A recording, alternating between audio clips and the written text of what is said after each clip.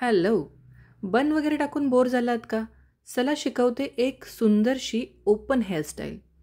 प्रचंड सोपी आहे. स्टेप बाय स्टेप प्रॉपर तुम्हाला सांगते आहे कशी करायची. लक्ष द्या, ट्राय करा आणि बघा किती सुंदर लूक येतो. तर सगळ्यात पहिले आपण काय केलं आहे, क्रिम्पिंग करून घेतली आहे. ॲक्च्युली जवळपास सगळ्याच केसांना क्रिम्पिंग केली आहे, कारण की ह्यांचे केस लांब जरी असले तरी थिन होते आणि थिन केसांवर हेअरस्टाईल्स चांगल्या दिसत नाहीत. एक्सटेन्शन आम्हाला लावायची इच्छा नव्हती, कारण त्यांच्याच केसांवर करावा. कारण प्रत्येक वेळी आपण ब्राईडला एक्सटेन्शन लावतोच असं नाही आहे. कधी त्यांना सूट करत नाही, कधी आपल्याकडे अवेलेबल नसतं, बऱ्याचशा गोष्टी आहेत. तर अशा वेळेस जर तुमच्याकडे एक्सटेन्शन असेल कर्ल्सचं तर तुम्ही तेही वापरू शकता या मधल्या भागामध्ये. तर क्रिम्पिंग करायची आहे. या प्रकारे छोटे छोटे सेक्शन घेऊन त्यांना पोनी टाकून घ्यायचं आहे.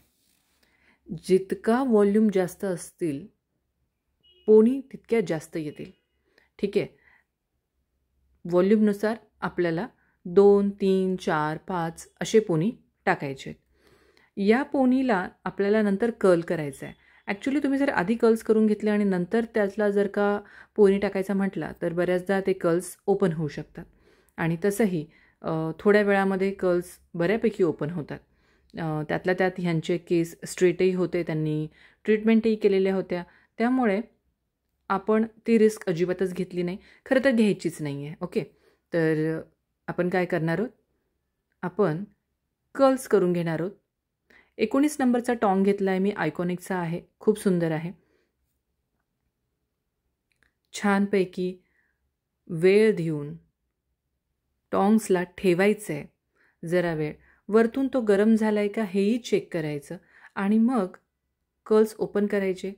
जरा वेळ असे होल्ड करायचे आणि सोडायचे. तर अशा प्रकारे आपण या तिन्ही पोनीला कर्ल्स करून घेणार आहोत. आपल्याकडे जवळपास 3 मेकअप तरी असतात. एक संगीत, सकाळची विधी आणि त्यानंतर लग्न.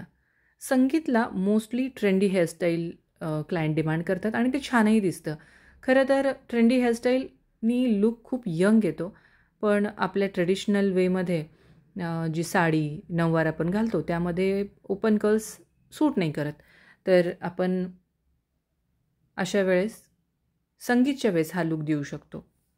आता आपण येतो आहे आपल्या मेजर पोर्शनकडे, क्राऊन एरिया. हा लूक इथे सगळ्यात जास्त इम्पॉर्टंट आहे. हा बाउन्स देणार आहे, एक प्रचंड सुंदर असा ट्रेंडी लूक देणार आहे. क्रिम्पिंग आपण केलेली आहे. इथे आपल्याला परत जसे आपण खाली 3 पोनी टाकले होते तसेच सेम इथे पण एक पोनी टाकायचं आहे.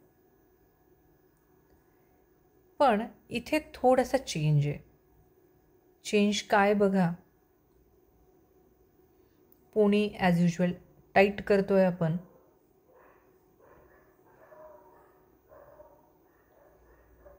आणि त्यानंतर पोनीला उलटं टाकलं आहे, समोर नेलं आहे पोनीला, इथे पिनअप केलं आहे आणि इथे बाउन्स येण्यासाठी आपण स्टफिंग टाकणार आहोत.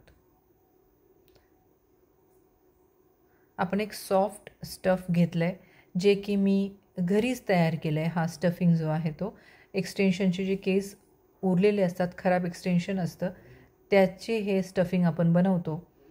त्याचाही व्हिडिओ मी तुम्हाला टाकेल जर कोणाला हवा असेल तर. तर अशा प्रकारे स्टफिंग आपण व्यवस्थित पॅक करून घ्यायची आहे.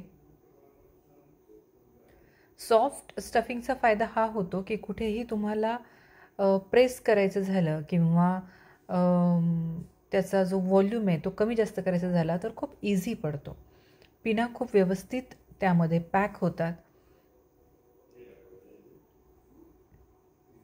काळजी ही घ्यायची आहे की आपल्याला सगळ्या साईडनी पिनअप व्यवस्थित करायचं आहे.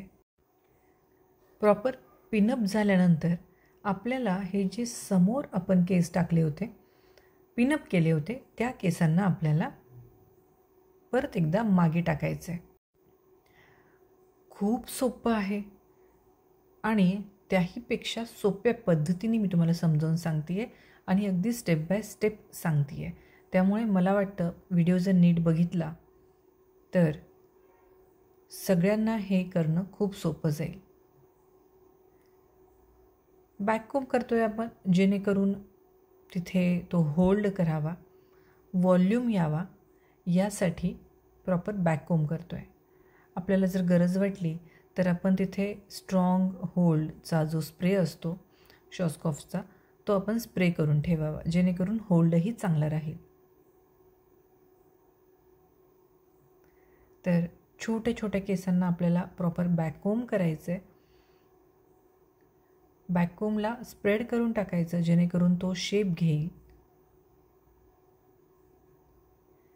प्रॉपर बॅककोम करून झाला आहे आपला. आपण सगळ्या केसांना मागे सोडलं आहे आणि नंतर जी हेअरस्टाईल आपण करू ती सगळी झाल्यानंतर परत एकदा उरलेल्या केसांना आपण कर्ल्स करणार आहोत. आता समोरून एक हेअरस्टाईल, कुठलीही हेअरस्टाईल तुम्ही टाकू शकता. मी खूप सोपी अशी जी फ्रेंच ब्रेड असते ती टाकली आहे. फ्रंटचा एरिया घेतला आहे फक्त आणि त्याच्यामध्ये फ्रेंच ब्रेड आपण टाकली आहे. त्याला फ्रंटलाच आपण पॅक करून घेतो आहे कारण जो एक क्राऊन एरियाला उंचवटा आपल्याला हवा आहे तो आपला जाता कामा नये.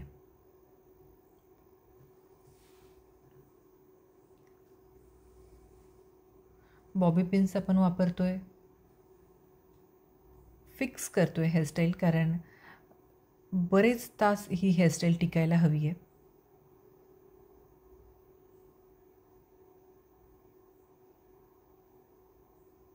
आता फ्रंटचा जो एरिया आहे हे आपल्याला कव्हर करायचा आहे. हा जो गॅप आहे दोन्हींच्या मधला तो गॅप आपल्याला कव्हर करायचा आहे. प्लस त्यांना समोरून काय छान दिसेल हेही आपण आधी चेक करून घेतलं होतं आणि तशाच प्रकारे आपण त्यांना हेअरस्टाईल टाकतो आहे. जर मला असं वाटलं असतं की ह्यांना वन साईड लुक चांगला दिसेल तर आपण तशा प्रकारे हेअरस्टाईल केली असती.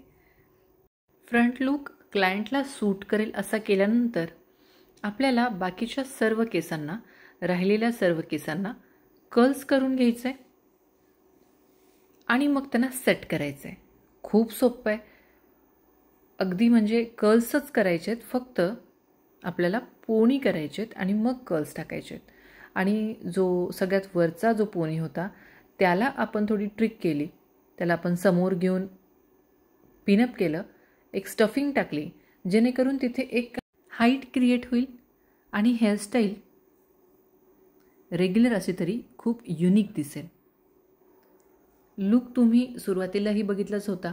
हेअरस्टाईल कंप्लीट झाल्यानंतरचा लुकही तुम्ही बघताल आणि मला खात्री आहे की या प्रकारे जर तुम्ही कर्ल्स केले आणि सेक्शनिंग केली, या प्रकारे जर तुम्ही काम केलं तर तुमचंही काम अतिशय सुंदर दिसेल. अच्छा, यामध्ये जर आपल्याला असं वाटलं की कर्ल्स टिकत नाहीत समोरच्या क्लायंटचे तर आपण अशा वेळी ओल्या केसांवर मूज लावून मग कर्ल्स जर केले आणि त्याला जर सेक्शन पिननी पॅक करून ठेवलं तर ते कर्ल्स बराच वेळ टिकतात. तर अशा प्रकारे फिनिशिंग लुक आपण क्रिएट करतो आहे. कुठे जर आपल्याला वाटलं तर आपण ज्या ट्रान्सपरंट यू पेन आहेत त्या लावल्या आणि बघा किती सुंदर लुक क्रिएट झाला आहे. अतिशय सुंदर असा, अतिशय सोपा असा हा लुक तुम्हाला कसा वाटला मला नक्की सांगा.